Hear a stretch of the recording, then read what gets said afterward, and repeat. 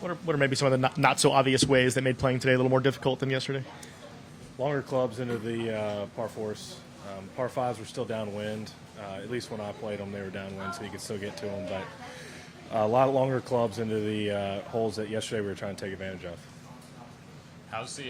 You said you were short game showed up today. Was there anything you worked on in specific that kind of stepped that in the right direction? I picked good targets today, so when I had some greens that I missed, I was trying to be below the hole or back into the green. And when you do that, you just have a lot better chance of hitting it close. How do you change your gear setup from a course at a northeast, like growing in for summer course versus like a Bermuda course like we're going to see next week at the PGA? Rain gear and sweaters, that's it. You mentioned yesterday having a friend who kind of gave you some tips. I mean, how have you been able to put those into practice, if at all? We're picking different spots today just with different clubs, but played completely different than it did yesterday, and so it didn't necessarily change our strategy. It's really just changed the clubs we were hitting into the greens. You've been tremendous on opening rounds throughout the year. How were you able to kind of build on what you did yesterday and bring it into today?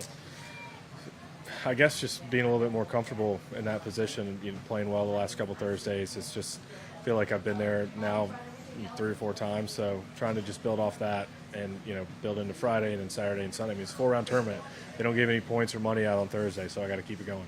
And you followed up both of your bogeys with birdies. How important were those bounce backs to kind of keep the momentum? Huge, because if you get going the wrong direction with momentum on a day like today, it can really catch you. So able to hit 2 really good putts after I made bogeys, and really the reason I made bogeys was I knew I'm not supposed to miss it short on 2 or left on 11, and there's really nothing you can do. You're just gonna have to take 5 and move on.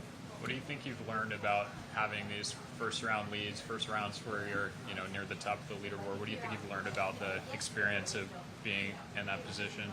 I mean, that they really don't give any money or points out on Thursday, and you got to keep it going.